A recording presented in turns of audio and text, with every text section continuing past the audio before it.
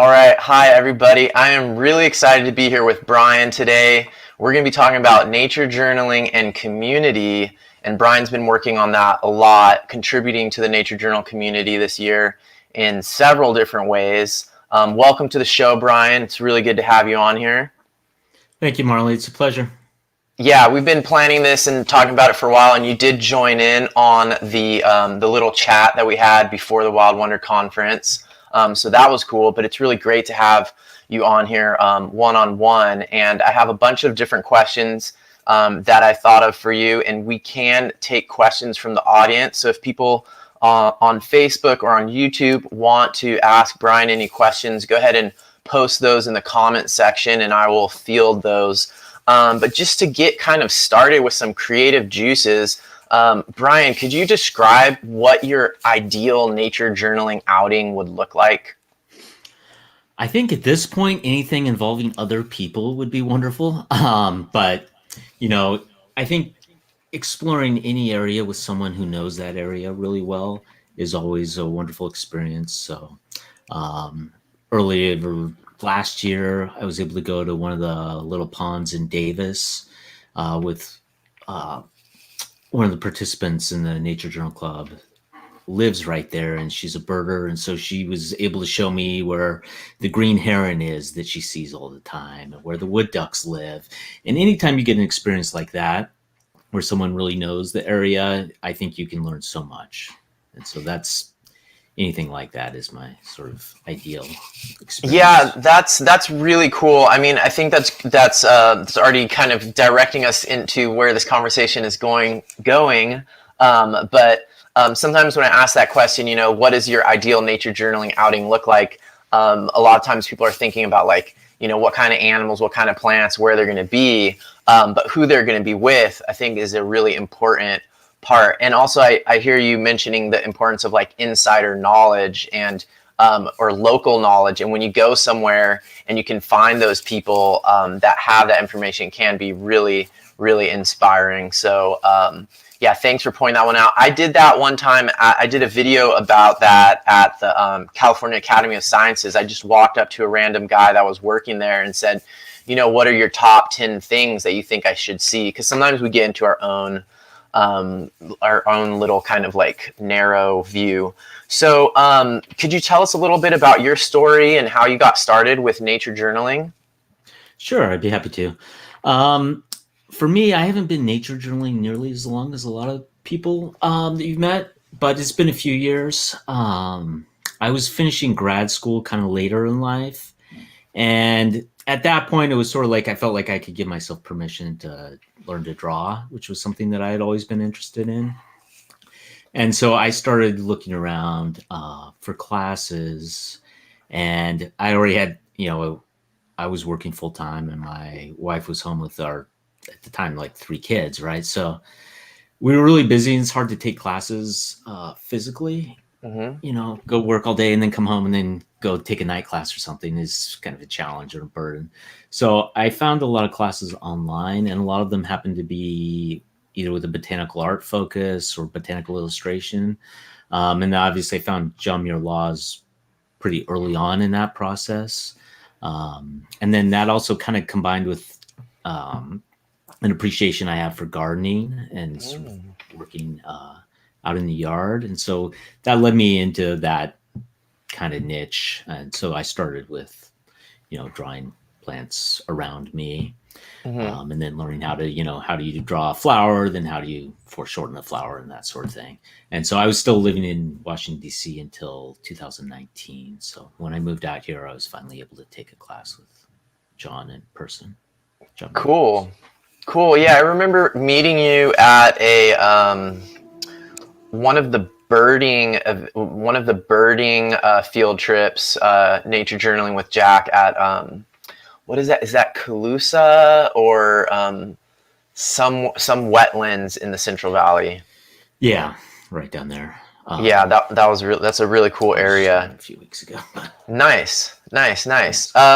So it sounds like you felt you had been wanting to draw for a long time, and at this certain life stage decided it was time to you use the expression "give yourself permission." Could you describe a little bit more about like that process, or what it was like before when you didn't let yourself do that, or what was that shift there? Sure. For me, it felt like,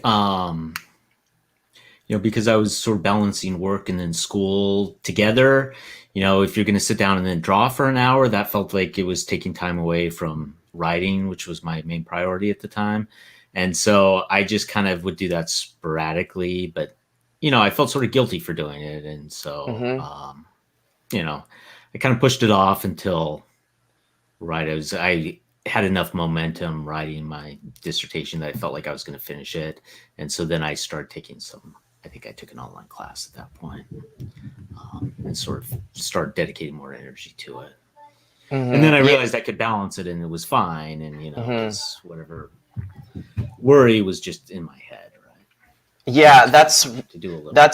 that's really interesting. I think a lot of people are in that same boat. I think a lot of people actually on the Nature Journal Club Facebook page, maybe some of you watching right now are in this boat where you might just be like consuming some nature journaling content, and you have a lot of family or work obligations, and you feel somewhat guilty about taking time to nature journal. What kind of insights or sort of just, words of wisdom or advice would you give for people who feel like they're in that situation? Because I think there's a lot of people who, they haven't gotten to that moment that you described where they said, okay, I can make time for this now. Like what would you tell people who are kind of waiting for that? I think for anything that you want to be a habit that you're passionate about, whether that's, nature journaling or, if you've always wanted Michelle Obama's arms or something, it's something you have to work at, but you have to work at it over a short period of time each day, and you have to work at it continuously. And so kind of finding some way to block out the time, even small amounts of time, repeated, till you get through the first month, then it becomes a habit and it becomes something that you enjoy. But that first month is really challenging. So a lot of people start with classes because at least they have a week where they, meet with an instructor or something. Now we have so many online resources that it allows people to engage more Mm-hmm. frequently. And it's that frequency that really matters, I think, when you're starting. Yeah, And that's then once you huge. start, I think you realize that you can fit in anything you want to do. And so if it's drawing or if it's becoming a better birder, you can make the time to do that. Cool. That's really useful. So you have kind of along the same topic. You said you have 3 kids and you work. How do you find? How do you, like with your family and stuff? How do you balance nature journaling with them? I'm always curious. Some families it's like multiple people in the family nature journal, or some people like their spouse does something different while they nature journal. Some people it's sort of like a conflict. Like how do you, your wife and your kids, like in your family, how do you manage that balance? Yeah, so I teaching classes in particular, I kind of just have to lock the door and do that as my own thing. Uh-huh. But if I want to go nature journaling, I'll usually take my 2 boys. They're old enough that they can go with me, and Mm-hmm. they'll sit and they'll draw something for a minute, Mm-hmm. and then that works out well. And then anytime they see you doing it, they realize that it's something that's okay to do, and so they like art anyway, and so going Mm-hmm. for a drive and then walking around. We go to the Davis Arboretum a lot, and Oh, they really like nice. that because there's water, there's docks. So even if one's bored, there's plenty to keep them occupied. And then we'll have a Yeah. little picnic lunch. And so it becomes also when you have more than one child, when you have alone time with a couple of them, that's Mm-hmm. meaningful. And so when you spend that time together, then, you know, I usually let them pick something that they're interested in. And so they'll find some connection to it. And so Yeah. that becomes kind of a nice family ritual. Yeah, that's And really then they can go cool. climb trees or something, whatever they want to do. But Yeah, definitely. I think I need to do an episode on, nature journaling with families and like how to, because even just in what you said, there was a couple like cool tips, about like what finding something that they're interested in, and then also like the difference about having multiple kids, and like if there's other things they can do. like if there's a lot of stimulus, like with ducks and climbing trees and stuff like that. All right, well, that's all really cool. So, so you said you haven't been nature journaling for that long and all of that. So, at what point did you decide you wanted to start your own club? It wasn't something that was on my mind. I moved back to DC or back to California in March of 2019. And then a few weeks later, Jack announced he was doing the Wild Wonder Retreat, which was obviously on my behalf. And then, so I decided I would meet with the group, and, I was here. So I finally had the time to, meet with the group, or I had the option of doing so. So I tried to meet a couple events, and then at Wild Wonder, I met several people who were from the Sacramento area. Miriam Morel is one did a great interview with you. And when I was talking to those people, they all kind of looked at me and like, wouldn't it be great if somebody started a club? I was like, yeah, that would be great. And they're like, I'm too busy. I'm like, I hear you. I understand. Like, wouldn't it be great if you started a club? I was like, I don't, I guess it would. I don't know. It's like, I can do event planning, I guess. I'm not a biologist, so I don't have like a natural background in this. But by the time you hear a couple of people say the same things, like, all you need to do is go to this local nature center and you could bring people, and then, the biologists can tell us about the biology and they can fill in all that. I was like, okay. But it worked out well for me. I was actually sort of enthusiastic to do it because I grew up down the road a little bit, so I didn't know Sacramento that well. And so when you have to plan events every month, you need a place to take them if you're not going to go to the same place. And so that became another way for me to go on drives with my kids and like, hey, there's this National Wildlife Park. We have to go visit that. Some of them, I took them up to fish hatchery, and, you see hundreds of thousands of fish, and the kids they get to feed them. It's really great. And so it was like, so it was a great way for me to see a lot of the area. And then, I figured everyone else could kind of fill in the blanks of knowledge that I didn't have, and together we could figure it out. Yeah, and I actually found that sounds like a really good philosophy that you took about how instead of this being like a competing, like everyone was too busy really to start a club. Everyone was underqualified to start a club, I guess you could say, Sure. But like, to teach nature journaling, you don't have to be an expert in nature journaling. So that's very empowering. And it sounds like you used it as a way to do these things that you already wanted to do, including things with your family. So, and I think that's something that can work for a lot of people is, starting a nature journal club can even be a good way to make sure that you go nature journaling at least once a month, or that you put in this time. So, that's really cool. What else have you learned in running your club? So the first time I did the session, I went through Jack's, like, at the time he didn't have the how to teach nature journaling, but he had some handouts and things. And I was looking at different, tools for teaching, and what kind of, I felt like since I was doing this thing, I felt like I should have some content or have some activities for everyone. And that was kind of hit or miss really with adults. I find that a lot of the times they don't want to be bored, but if you just get them to the place, they can do what they need to do, and then they can talk to each other. So if they have questions, they can kind of hash it out among themselves.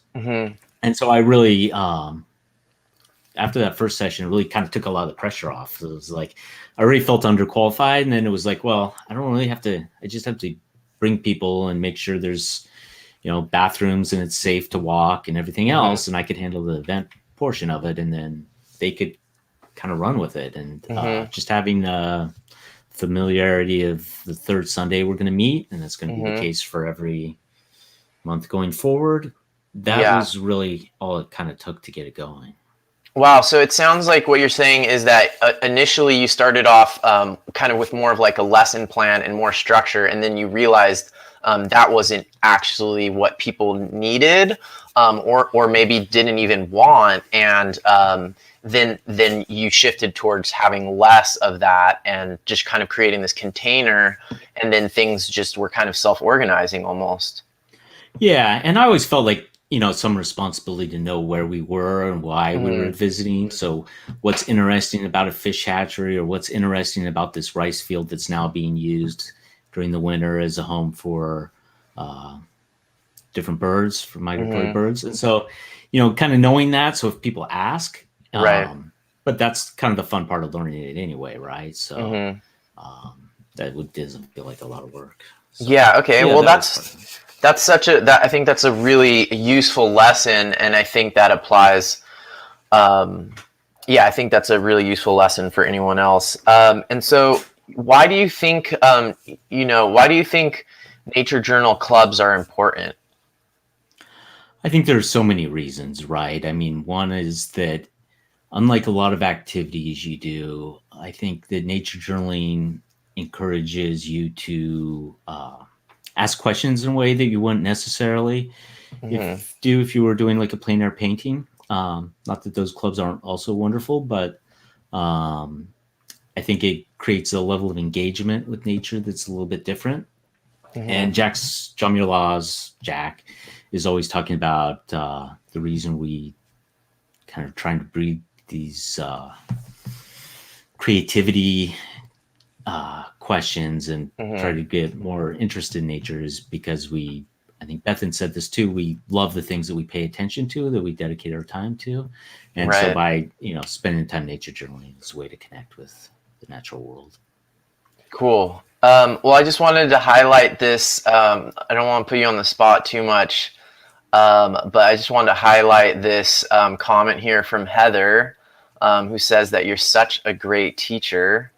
Heather is in your group, right? Yeah, she's Yeah, on the Saturdays. people have been asking to for me to interview you for a long time, and then let me also just show. Here's another comment from Suzanne, who's really enjoying the conversation. Thank you, Suzanne, and thank you, Heather. Um, cool. So let's see. Why would you recommend that people? I mean, you mentioned some already in the reasons that you gave for why nature journal clubs are important. But for people who haven't joined a club, and we'll get more into like the online aspect in a second, but since most things are online right now, why would you recommend? Like I think there's 15,000 people on the Nature Journal Club Facebook page, and there are a lot of people, going to your group, going to Melinda's. Why would you? And there's like other language ones forming. There's a Spanish language one now, German language one. Why would you recommend? Why should people join a Nature Journal Club? Yeah, so I mean, obviously, most of us can't attend Jack's events in person, and so Hmm. having a local nature journal club, if this is something you think is interesting, is invaluable. And so developing that's really important. Obviously, I think I've tried to make the case that if you feel underqualified or you maybe aren't the right person to do this, if there's not a nature journal club, obviously you can start one yourself. But it's just there's so many reasons, right, why it's useful. Virtually everyone has vitamin D deficiency. So getting outside and going for a walk is useful. But just becoming more aware of what it is around you. I think Jack has talked about how he really hates that people no longer even know basic street trees. We've kind of Hmm. become blind to everything around us, not just exotic, bird species, but just the basic things that that we really don't even know about. And so, starting to ask questions about that leads us to greater knowledge and greater appreciation. And we, you know, tend to protect things that we care more about. And so all of those feed into each other.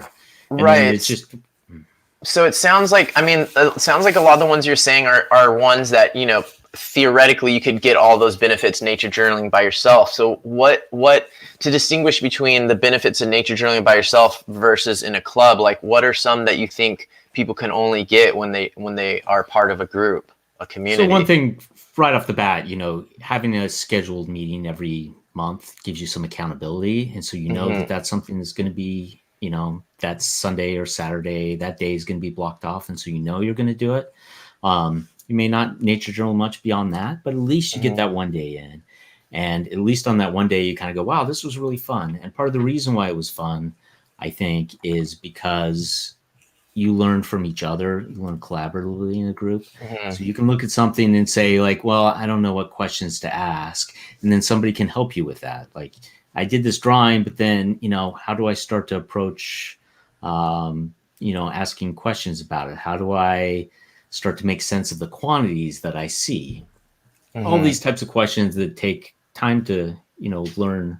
Um, you can learn from each other. So it's this collaborative learning, which is really beneficial.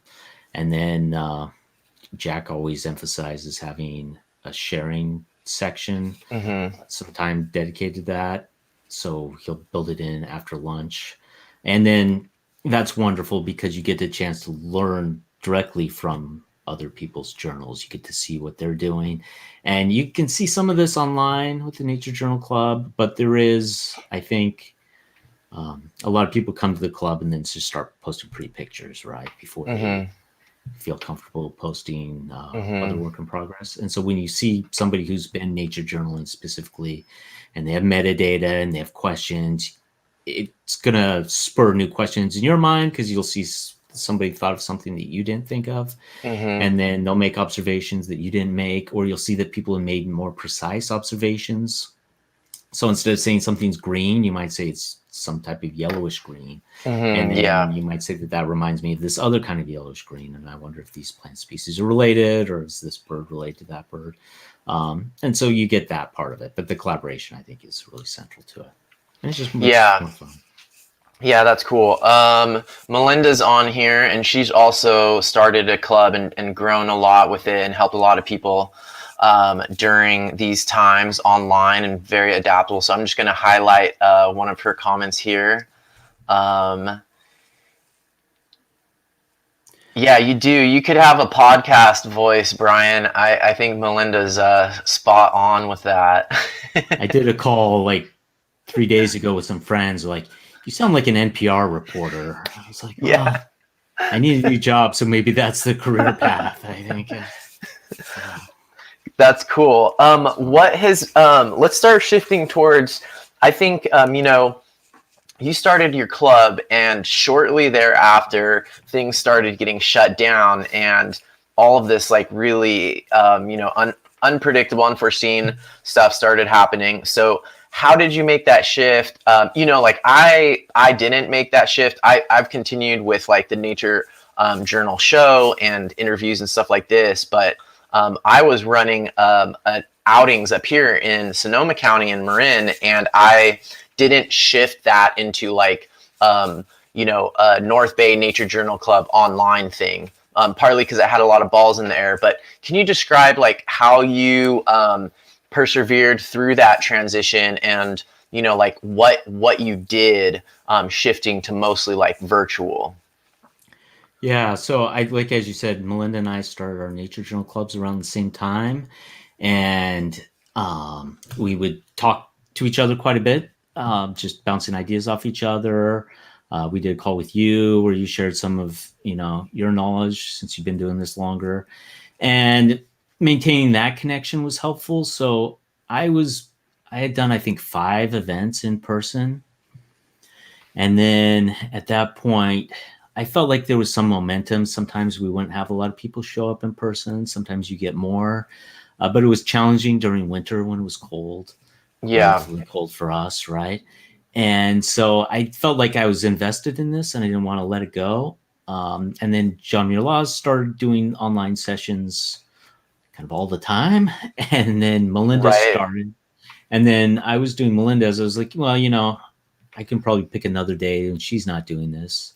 And when he was doing his classes during the week, he still is.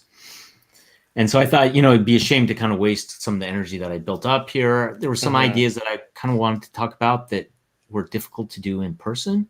Mm-hmm. And so I just felt like it was a different medium and we could do different things with it. And so I Mm-hmm. thought I'd give it a shot. So we started in April. So Mm-hmm. there was that moment where we were going to go to Jepson Prairie in March, which is this beautiful area in the Central Valley. It's like one of the last areas where there are natural grasslands. And I was kind of Mm-hmm. holding out hope that we'd be able to do that. And then it became clear that wasn't an option. And so we just decided to try out Zoom and see how that all worked. And Melinda had already been using Zoom for many years Yeah. through her work, and so she was kind of already the guru, and so having those connections made it really easy to get going. Yeah, that's so cool. I'm gonna highlight this for people because people who aren't on YouTube can't see Melinda's comment, but Melinda's mentioning how you two co-hosted. Yeah, Melinda was definitely, and I know Melinda's really helped Jack's Zoom game also. So thanks, Melinda, for all that you have been doing. That's great. Now I've got a bunch of other questions coming in from people. First, let me go back here. Kit Dunsmore wants to know how you initially, promoted the group, and how did you get the word out and find new members? Yeah, so when I started it online, or when I started in person, I had a few people that I had met at Wild Wonder, and so I Right. emailed them, and then to start the group, I kind of went through. I talked with Elizabeth Gilligley, and I talked to John briefly, and so Beth knew a couple people who wanted to do something like that, but they weren't on Facebook, so I started an email group, and that now I think there are about 85 people who get a newsletter from me now every week. I used to do this monthly. Yeah. And so you kind of maintain contact that way. And then sometimes new people would show up. But it was tricky. There were times when I had 10 or 12 people, and one time I had 2, and then nobody knew what I looked like. So one of the people who showed up couldn't find me and this other woman. And so, it was just me and one other person. So usually it was a little bit better than that. But the best part is if you can work with one of the local nature centers in your area. Right. So collaborating with an organization in your area that's already doing something related to nature, maybe not nature journaling. So yeah, that's a great one. I've definitely had moments where it was like I didn't know if anyone was going to show up to my field trip. I've never been completely. One time I started with 0 people, and then someone showed up partway through. But for the most part, I've never had an outing where 0 people showed up. And for, when we go back to like field trips and outings and stuff like that, for people who are starting, I recommend that you set your expectation as at least I am going to go out and nature journal. And if you're happy that you're going to go nature journal at a new place, whether anyone shows up or not, then it's all going to be okay. And for every person that shows up, it'll be like a bonus. So great question from Kit.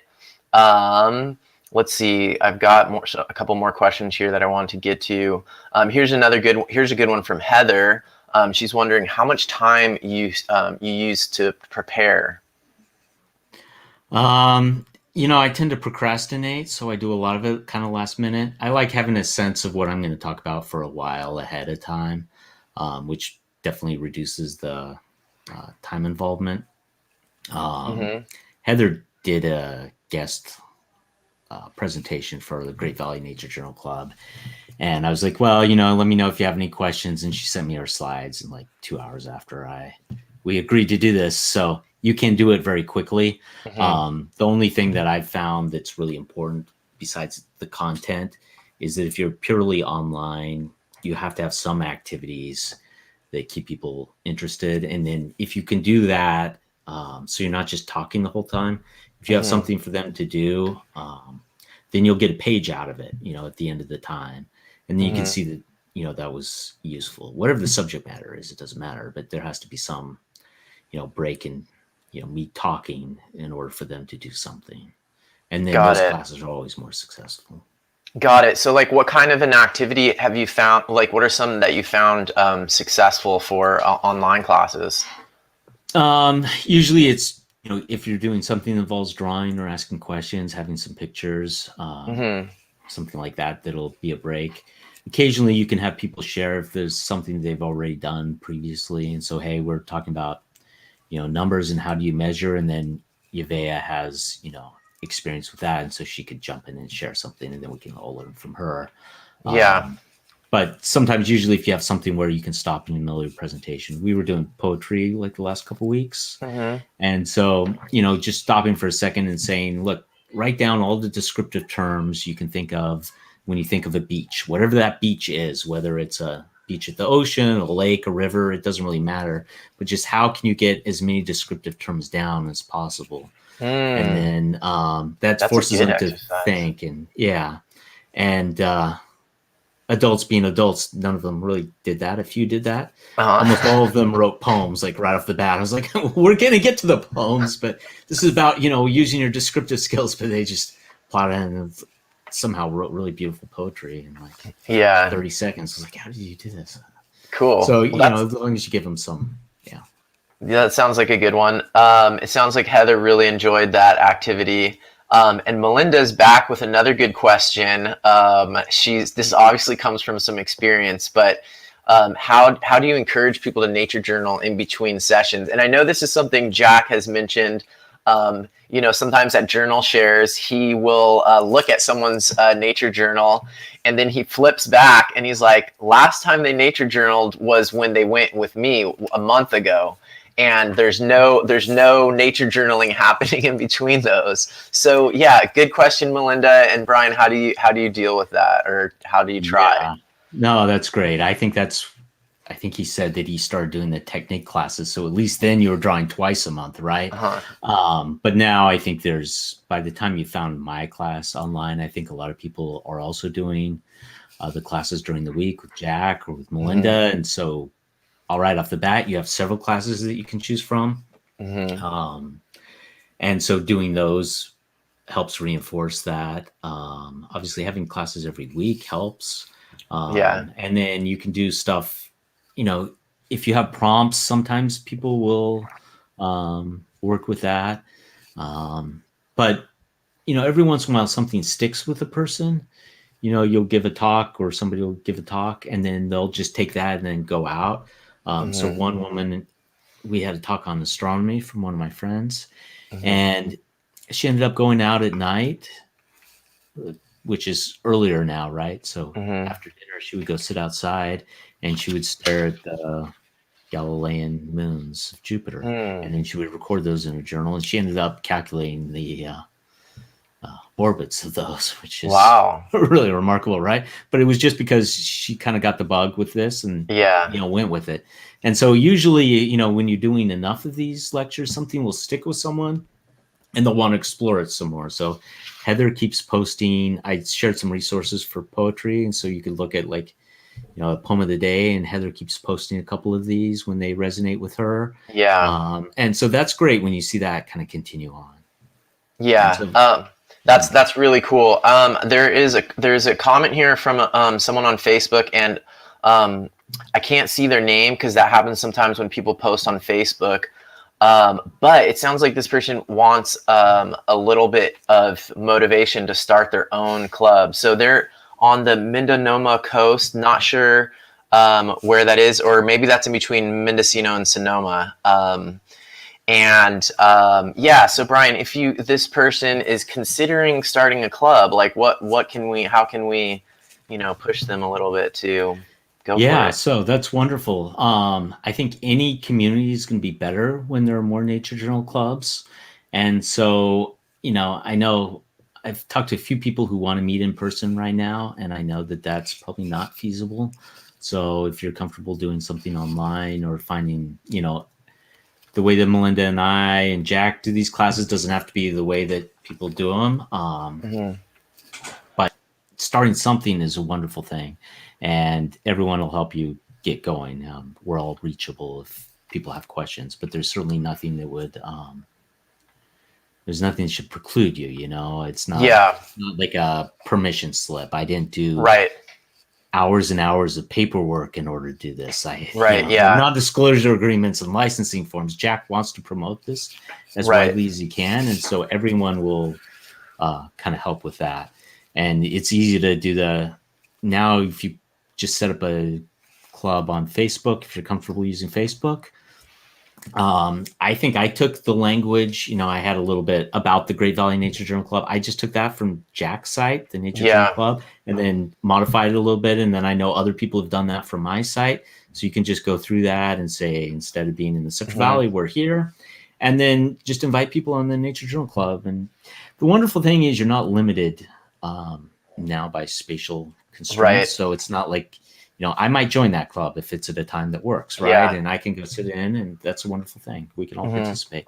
And so you get a lot more access to people than you would otherwise. And so it can grow pretty quickly. And you don't have to be an expert at doing this stuff. You can, like Yavea has these open pencil mile sessions where there's explicitly no instruction, which is great because every other thing, being pushed ideas. And so if you just want some time to work on something, it's nice to have that time and that option. And so you can, be as loose with the sessions as you want.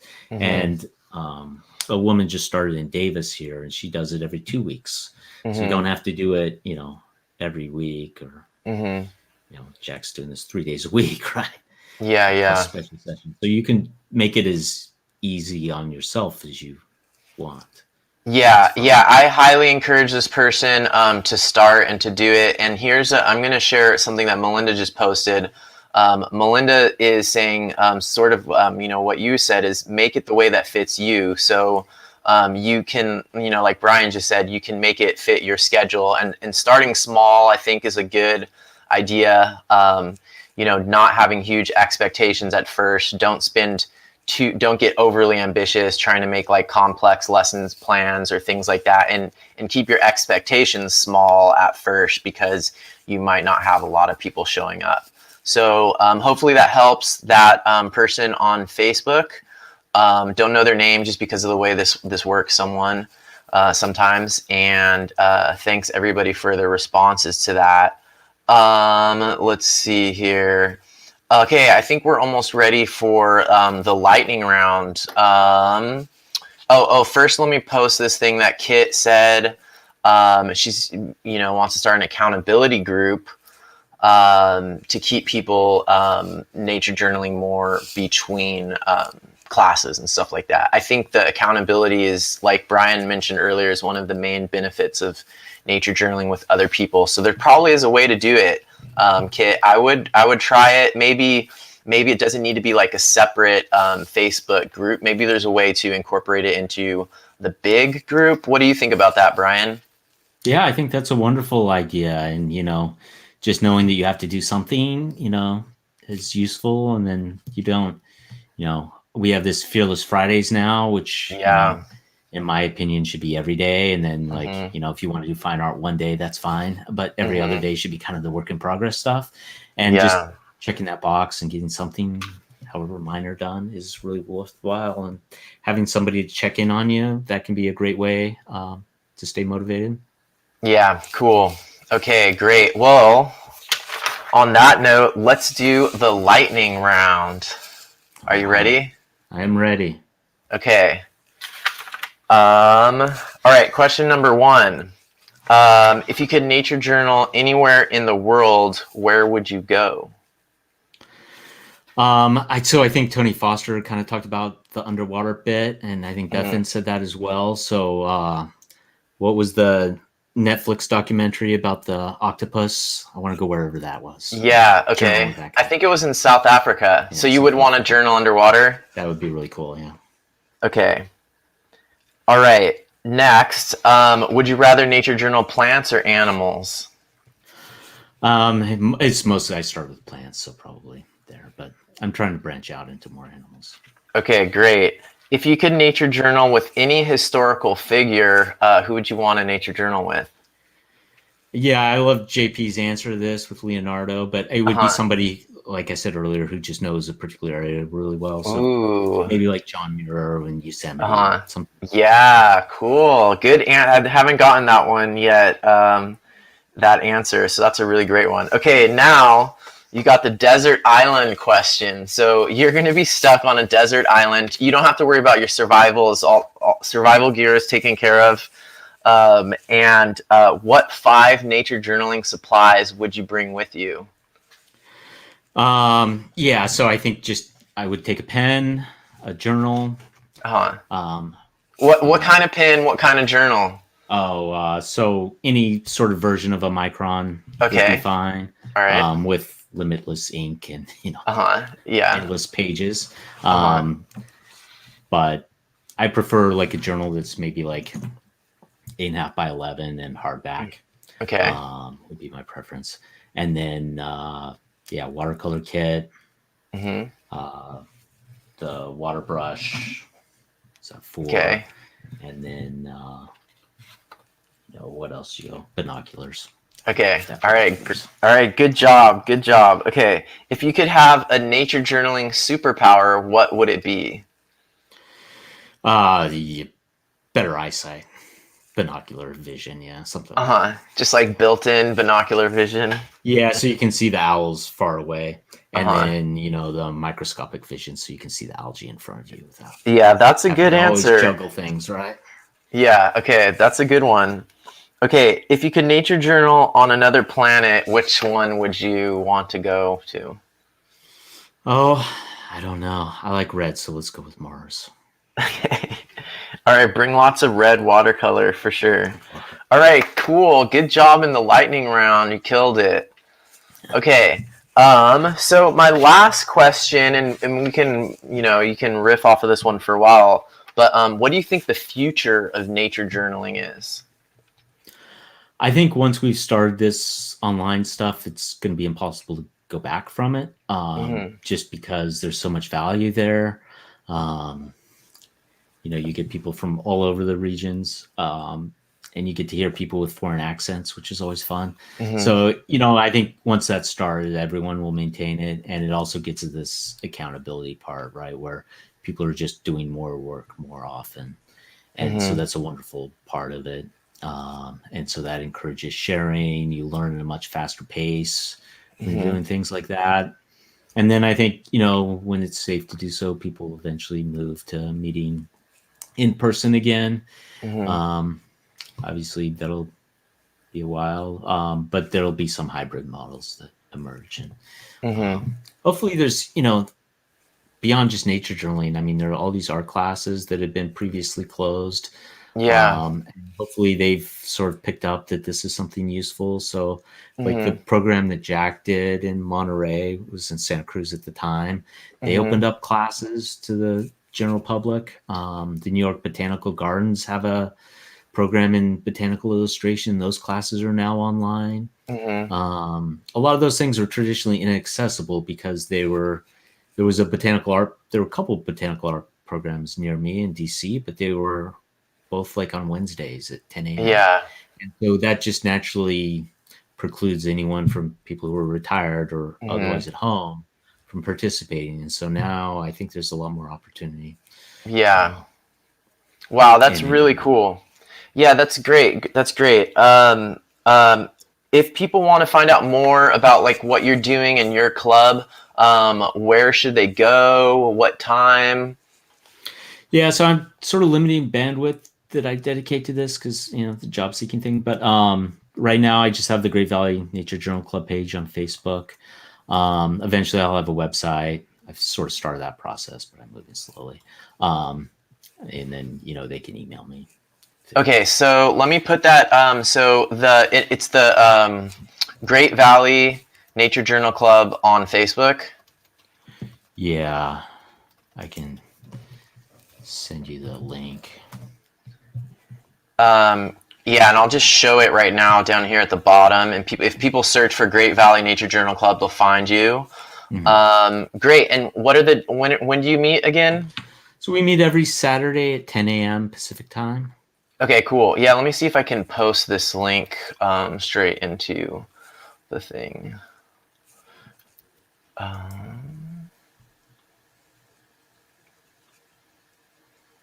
Yeah, so there is the link if people want to check that out. Really great group. I always hear from people that they really enjoy it. So yeah, thank you so much, Brian, for what you're doing. It's been really awesome to talk to you. I hope people get inspired. I hope people start more clubs everywhere so that there's like a nature journal club every single day of the week. That would be great. And then once COVID is over, we can just like travel around the whole country going from Nature Journal Club outing to Nature Journal Club outing. Yeah, won't that be wonderful? Yeah. All right, Brian. Well, it's been great talking to you. And for everybody that joined in for the live, thanks for all your comments. Heather, Kit, Melinda, all of you, Anita, thanks for joining. Lori, thank you all. All right, signing off. Bye. Thank you.